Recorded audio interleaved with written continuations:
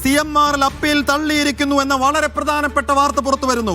CMRLന് വലിയ തിരിച്ചടി എന്ന് വെച്ചാൽ ED അന്വേഷണം തുടരാം. EDക്ക് അനുകൂലമായ വിധി പുറപ്പെടുവിക്കുന്നു ഹൈക്കോടതിയുടെ ഡിവിഷൻ ബെഞ്ചും. എന്താണോ സിംഗിൾ ബെഞ്ചിൽ കേട്ടത് അത് തന്നെയാണ് ഡിവിഷൻ ബെഞ്ചിൽ നിന്ന് നമ്മൾ കേൾക്കുന്നത്. സിംഗിൾ ബെഞ്ചിന്റെ ഉത്തരവ് ശരിവച്ചിരിക്കുന്നു ഡിവിഷൻ ബെഞ്ചും. CMRLന് വലിയ തിരിച്ചടി. സ്വാഭാവികമായും അത് വീണക്കുള്ള തിരിച്ചടിയും കൂടിയാണ്. CMRLന് വലിയ തിരിച്ചടി. ഷുക്കൂർ, തുടരൂ.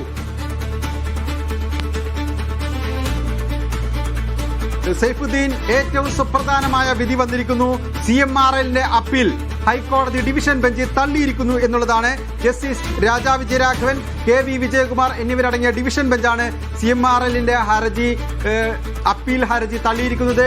അതിൽ ഏറ്റവും പ്രധാനപ്പെട്ട ആവശ്യം ഉന്നയിച്ചിരിക്കുന്നത് ED അന്വേഷണം തടയണം എന്നുള്ളതായിരുന്നു. അങ്ങനെ തടയാനാവില്ല, അന്വേഷണം തുടരണം എന്നുള്ളതാണ് ഇപ്പോൾ വിധിയായി വന്നിരിക്കുന്നത്. വിധിയുടെ വിശദാംശങ്ങൾ വരുന്നതേയുള്ളൂ. സുപ്രീം കോടതിയെ സമീപിക്കാൻ 2 ആഴ്ചത്തെ സമയം CMRLന് അനുവദിച്ചിട്ടുണ്ട് എന്നുകൂടി മനസ്സിലാക്കുക. അതായത് ED ഒരുപക്ഷെ ഏത് രീതിയിലാണോ ഇപ്പോൾ അന്വേഷണം തൽക്കാലത്തേക്ക് നിർത്തിവെച്ചത് അല്ലെങ്കിൽ തുടർ നടപടികൾ നിർത്തിവെച്ചത്, അത് 2 ആഴ്ച കൂടി ഒരുപക്ഷെ EDക്ക് സമയം പിൻവാങ്ങി നിൽക്കേണ്ടി വരും. കാരണം സുപ്രീം കോടതിയെ സമീപിക്കാൻ CMRLന് 2 ആഴ്ച കൂടി ഹൈക്കോടതി ഡിവിഷൻ ബെഞ്ച് സമയം അനുവദിച്ചിട്ടുണ്ട് എന്നതുകൂടി ഏറ്റവും പ്രധാനപ്പെട്ട കാര്യമാണ്. ഈ CMRLന് 2 ആഴ്ച സമയം അനുവദിക്കണമെന്ന് ആവശ്യപ്പെട്ടിട്ടുണ്ട്. അത് അനുവദിക്കുമോ ഇല്ലയോ എന്ന കാര്യത്തിൽ വ്യക്തത വന്നിട്ടില്ല. എന്ന് വെച്ചാൽ അനുവദിക്കുകയാണെങ്കിൽ തന്നെ ആ 2 ആഴ്ചക്കുള്ളിൽ ഒരു നടപടിയിലേക്കും ED പോകരുത് എന്ന ഒരു വ്യവസ്ഥ വരും അല്ലേ? ഇക്കാര്യത്തിൽ ഹൈക്കോടതിയുടെ തീരുമാനം വരാനിരിക്കുന്നത് സുപ്രീം കോടതിയെ സമീപിക്കാൻ 2 ആഴ്ചത്തെ സമയം CMRL നേരത്തെ പറഞ്ഞ ചെറിയ തെറ്റുണ്ട്. സുപ്രീം കോടതിയെ സമീപിക്കാൻ 2 ആഴ്ചത്തെ സമയം CMRL ആവശ്യപ്പെട്ടിരിക്കുകയാണ്. അക്കാര്യത്തിൽ ഹൈക്കോടതി നിലപാട് പറഞ്ഞിട്ടില്ല. എന്തായാലും CMRLന്റെ അപ്പീൽ തള്ളിയിരിക്കുന്നു. EDക്ക് അന്വേഷണം തുടരാം എന്നുള്ളത് തന്നെയാണ് ഹൈക്കോടതിയുടെ സുവ്യക്തമായ വിധി. EDക്ക് അന്വേഷണം തുടരാം. സിംഗിൾ ബെഞ്ച് എന്താണോ നേരത്തെ വിധിച്ചത് അത് തന്നെ ശരിവെക്കുകയാണ് ഡിവിഷൻ ബെഞ്ചും ചെയ്തിരിക്കുന്നത്. എന്ന് വെച്ചാൽ ഈ മാസപ്പടി കേസിൽ ED നിലവിൽ SFIയുടെ കണ്ടെത്തലിന്റെ പശ്ചാത്തലത്തിൽ നടത്തുന്ന ഈ അന്വേഷണം തുടരാം എന്നാണ് ഹൈക്കോടതി പറയുന്നത്. ഹൈക്കോടതിയുടെ ഡിവിഷൻ ബെഞ്ചും അതിന് അനുമതി നൽകുമ്പോൾ ഇനി എന്തായിരിക്കും EDയുടെ തുടർ നീക്കം എന്നുള്ളതാണ്. ED ഡയറക്ടർ രാഹുൽ നവീൻ നിലവിൽ കൊച്ചിയിലുണ്ട്. അസാധാരണമായ ഒരു യോഗം അവിടെ ചേരുന്നുണ്ട്. EDയെ സംബന്ധിച്ചിടത്തോളം കാര്യമായി തിരിച്ചടി എന്ന് വെച്ചാൽ അത് ഈ കേസിലല്ല, അതിനപ്പുറത്തേക്ക് അവരുടെ ഉദ്യോഗസ്ഥരെ CPM പ്രവർത്തകർ കയ്യേറ്റം ചെയ്യുന്ന രീതിയിലേക്ക് അടക്കം കാര്യങ്ങൾ പോയതാണ്. ആ ഒരു മുറിവോ ആ ഒരു സംഗതിയോ സ്വാഭാവികമായും ED ഉദ്യോഗസ്ഥർ ED നേതൃത്വത്തിന്റെ മനസ്സിൽ കൂടി ഉണ്ടാകണം. അങ്ങനെ ഇന്ന് ഈ വിധി വരുന്ന പശ്ചാത്തലത്തിൽ രാഹുൽ നവീൻ കൊച്ചിയിലെത്തി അസാധാരണമായ യോഗം ചേരുന്ന ഒരു സ്ഥിതിവിശേഷം കൂടിയുണ്ട്. അതിനിടയ്ക്കാണ് ഇപ്പോൾ EDക്ക് പൂർണ്ണമായ അനുമതി നൽകിക്കൊണ്ട് അന്വേഷണം തുടരാനുള്ള പൂർണ്ണമായ അനുമതി നൽകിക്കൊണ്ട് ഡിവിഷൻ ബെഞ്ചിന്റെ ഉത്തരവ് വരുന്നത്. അങ്ങേയറ്റം നിർണായകമാണ്. സെയ്ഫ് സൈനുലബ്ദീൻ കൂടി ചേരുന്നുണ്ട്. സെയ്ഫ്, എന്തായിരിക്കും ഇനി EDയുടെ തുടർ നടപടി എന്നുള്ളതാണ് ചോദ്യം. അത് ഒരേപോലെ CMRLനും ആശങ്ക ഉണ്ടാക്കുന്നതാണ്, CPM നേതൃത്വത്തിനും ആശങ്ക ഉണ്ടാക്കുന്നതാണോ സെയ്ഫ്?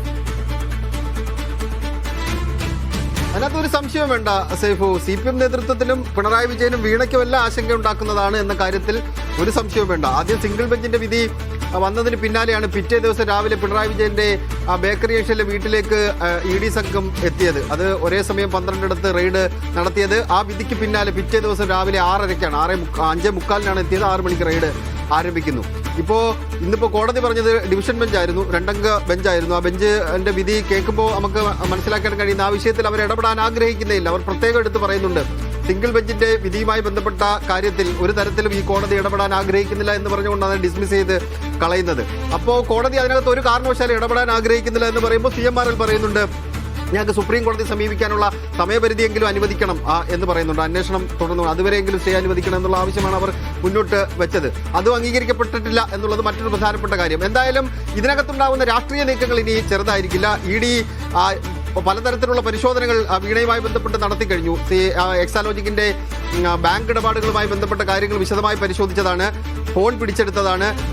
ഇവർ തമ്മിലുള്ള കരാർ എന്താണ് എന്നുള്ള കാര്യം വിശദമായി പരിശോധിച്ചു. വീണയുടെ മൊഴി അതിനകത്ത് രേഖപ്പെടുത്തിയതാണ്.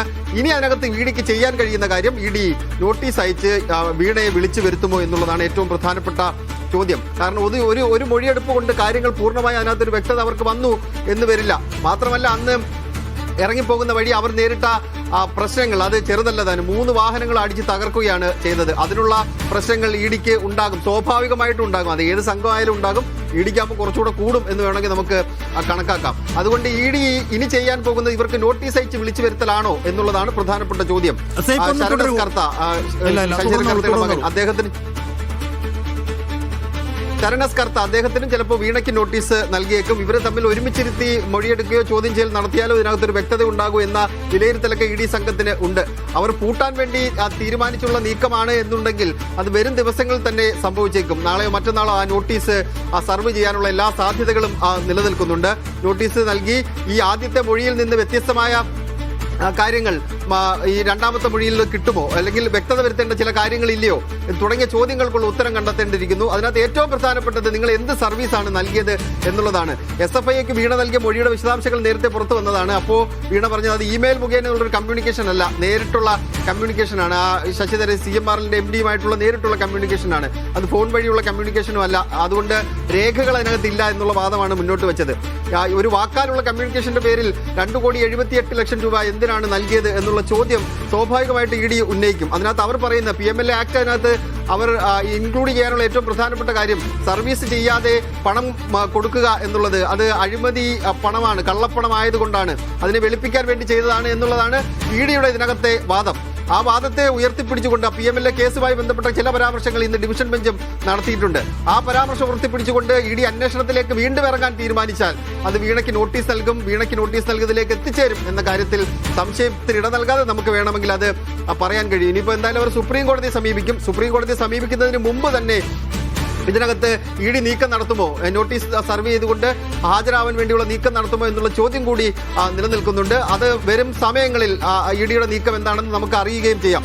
ഒരുപക്ഷെ അതിവേഗത്തിൽ ഇതിനെ മുന്നോട്ട് കൊണ്ടുപോകാൻ ഇഡി തീരുമാനിക്കുകയാണെങ്കിൽ ഇന്ന് തന്നെ അത് നോട്ടീസ് സർവ് ചെയ്യും. ഇപ്പോൾ ഇഡിയുടെ പ്രധാനപ്പെട്ട ഉദ്യോഗസ്ഥർ കേരളത്തിലേക്ക് എത്തിക്കഴിഞ്ഞു. അവർ യോഗം ചേരുമ്പോൾ പ്രധാനപ്പെട്ട ഒരു വിഷയമായി ഈ കേസും ഇതുമായി ബന്ധപ്പെട്ട വിവാദങ്ങളും അന്നത്തെ അടിയും ബഹളവും എല്ലാം ചർച്ചയ്ക്ക് വരുമെന്ന കാര്യത്തിൽ സംശയമില്ല. അതുകൊണ്ട് വരും സമയങ്ങൾ വീണയ്ക്ക് നിർണായകമാണ് എന്നത് നമുക്ക് ഉറപ്പിച്ച് പറയാം. തീർച്ചയായും ഇനി നിർണായകമാകുന്നത് ഇഡിയുടെ കൊച്ചിയിൽ ഇന്ന് ചേരാനിരിക്കുന്ന യോഗം തന്നെയാണ്. അന്വേഷണം തുടരാമെന്ന് ഹൈക്കോടതിയുടെ ഡിവിഷൻ ബെഞ്ച് കൂടി അനുമതി നൽകിയ പശ്ചാത്തലത്തിൽ അതിവേഗത്തിലുള്ള ദ്രുതഗതിയിലുള്ള തുടർ നീക്കങ്ങളിലേക്ക് ഇഡി കടക്കുമോ? അങ്ങനെ കടന്നാൽ തന്നെ എവിടെയായിരിക്കും ഏറ്റവും ആദ്യത്തെ ടാർഗറ്റ് എവിടെയായിരിക്കും എന്ന് വെച്ചാൽ വീണയെ വിളിച്ചു വരുത്തി ചോദ്യം ചെയ്യുന്നതിലേക്ക് കടക്കുമോ?